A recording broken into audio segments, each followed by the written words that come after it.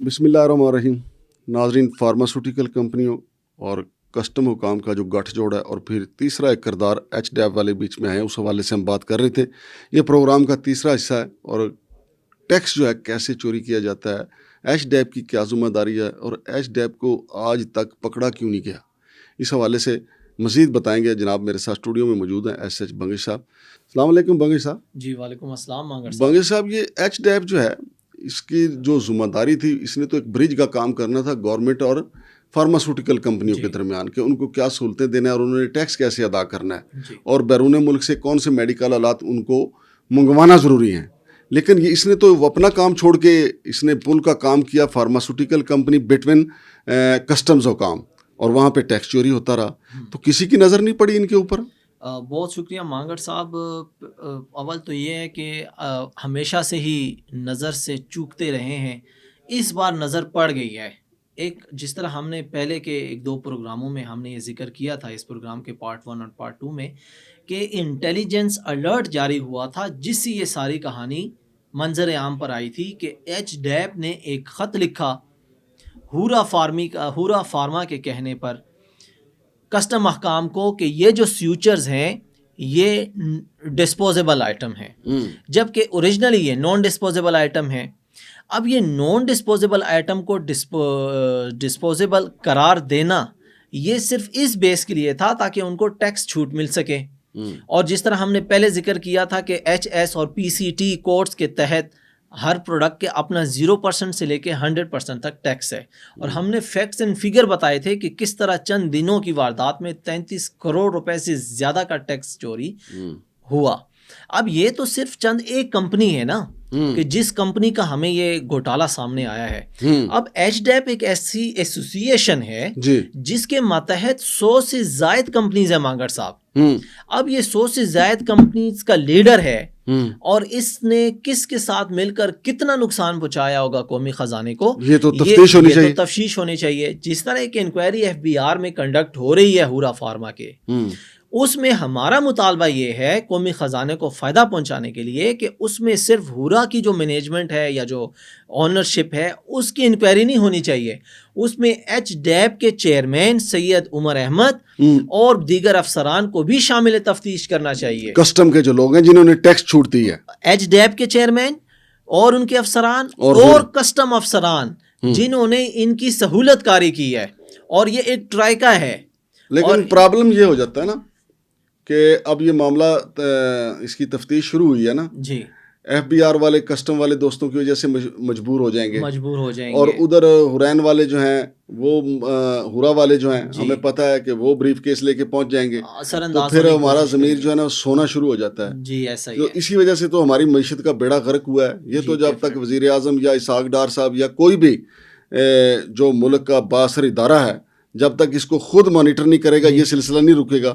اب راشد لنگڑیال صاحب جو ہیں وہ کہتے ہیں ہم خسارہ پورا کریں گے، 6 ارب کی گاڑیاں خریدنے کی بات کریں گے. میں آپ کی بات کاٹ رہا ہوں لنگڑیال صاحب، ویری ریسپیکٹفل ٹو می. کیسے پورا کریں گے؟ آپ کے ماتحت افسران ایک ہفتے 7 دنوں میں 33 کروڑ روپے کی ٹیکس ایگزمپشن دے رہے ہیں مس ڈیکلیریشن کی وجہ سے.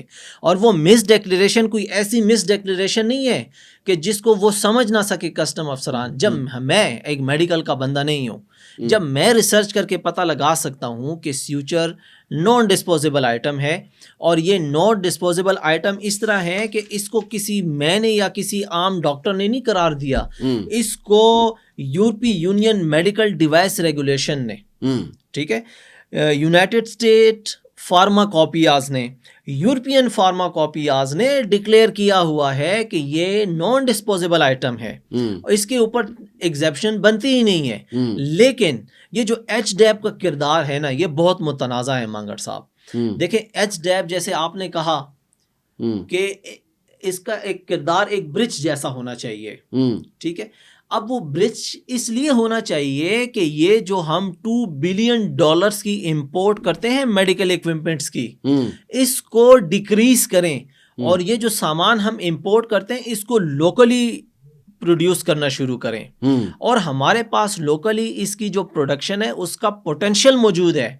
ہم نے پارٹ 2 میں رپورٹ پیش کی تھی 2023 کی کہ 2023 میں Pakistan exported $499 million medical instruments, یعنی پوٹینشیل موجود ہے تو یہ ایکسپورٹ کیا ہے نا پاکستان نے. اور کیا کس کو ہے؟ جرمنی کو, یو کے کو اور دیگر 15 کنٹریز کو. اب 2024 میں یہی $419 ملین جو ہے $618 ملین سے زائد کی ایکسپورٹ کرتا ہے. کہاں سے؟ پاکستان سے, سیال کوٹ سے. یعنی پوٹینشیل کی کمی نہیں ہے پاکستان میں کہ یہ میڈیکل آلات جو ہیں یہاں خلوص نیت کی کمی ہے. خلوص نیت کی کمی ہے, نیت خراب ہے. اور نیت کس کی خراب ہے؟ اپر ڈویژن کی, جس میں شامل ہے ایچ ڈیپ, جس میں شامل ہے کسٹم, جس میں شامل ہے فارماسیوٹیکلز کمپنیز, اور جس میں شامل ہے ایف بی آر والے بھی, جس میں شامل ہے ایف بی آر والے. اب یہ ایف بی آر کا ہی کام بنتا ہے جیسے کہ وہ انکوائری کر رہے ہیں مانگڑ صاحب.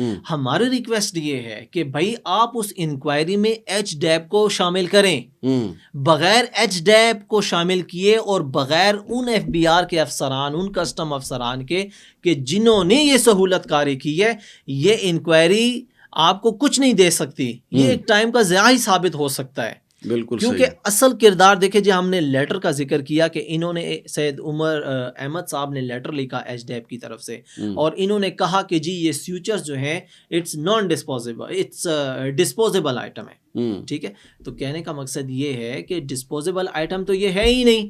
اور یہ ہم تو نہیں کہہ رہے, یہ تو ورلڈ ریکگنائز جو فارما کمپنیز ہے یا جو ایسوسیشنز ہیں, جس کا ہم نے ذکر کیا تھا یہ MDR کا, یورپی یونین میڈیکل ڈیوائس ریگولیشن کا, جب انہوں نے ذکر کیا ہے اور اس کو نان ڈسپوزیبل جو ہے نا قرار دیا جا چکا ہے, تو آپ کیسے ایک لیٹر کو جو ہے نا بیس بنا کر ٹیکس ایگزمپشن دے رہے ہیں؟ نہیں, یہ جو ایچ ڈیپ ہے یہ پرائیویٹ ادارہ ہے, یہ ایک ایسوسیشن ہے کہ جتنے بھی پرائیویٹ ادارے ہیں نا اس کے ماتحت میڈیکل کے, یہ ان کا ایک جو ہے نا ریلیشن قائم کرتی ہے کسٹم اور ایف بی آر کے ساتھ. یعنی ایک یونین کا کردار ادا کرتی ہے, نجائز مراسم استوار کراتی ہے.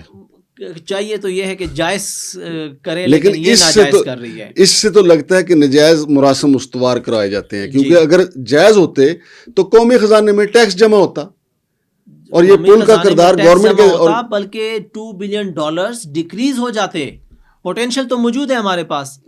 اچھا, اب اس انکوائری کی جو لیگل رپورٹ ہے نا, جو لیگل رپورٹ اور انٹیلیجنس الرٹ ہے, اس انٹیلیجنس الرٹ میں کوسچنز آپس میں تبادلہ ہوا ہے ان کا.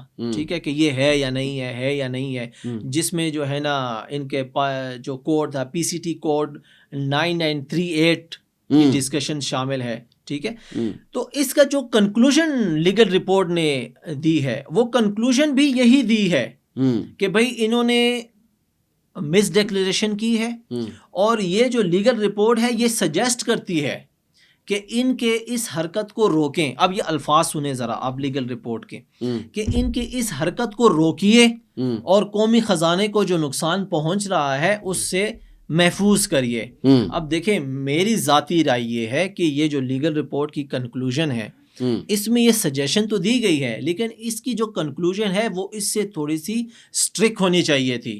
جیسے کہ بجائے اس کے کہ یہ جو ہے نا ایپلیکیبل ٹیکس کی ذکر کرتی, یہ اسٹرکٹ ایکشن کا ذکر کرتی کہ بھائی اسٹرکٹلی جو ہورا فارما نے 33 کروڑ روپے سے زائد کی ایگزمپشن حاصل کی ہے, ود ان نو ٹائم سب سے پہلے تو وہ نیشنل ایکسچیکر میں شفٹ کریں نظر آپ. ٹھیک ہے, وہ قومی خزانے کو واپس پہنچائیں.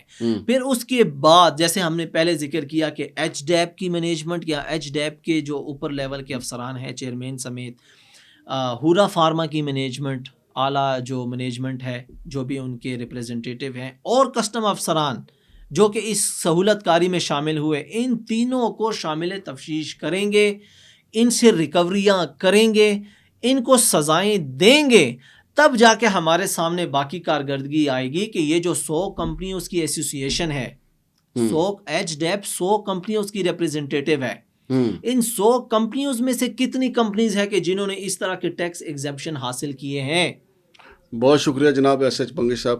تو جناب چیئرمین FBR صاحب, جناب وزیر خزانہ صاحب, اور باقی جو ارباب اختیار ہیں وزیر اعظم صاحب, یہ 100 کمپنیاں جو ہیں ان کی تلاشی لی جانی چاہیے.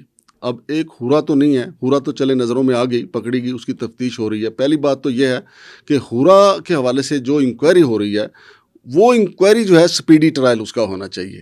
ایسا نہیں ہے کہ ہر مہینے ایک پیشی پہ ان کو بلایا جائے اور اس کے بعد اس کو سرد خانے کی نظر کر دیا جائے، پھر سسٹم تبدیل ہو، راشد لنگڑیال صاحب تبدیل ہو جائیں، کچھ افسران تبدیل ہو جائیں اور پھر یہ انکوائری جو ہے کھو کھاتے چلی جائے.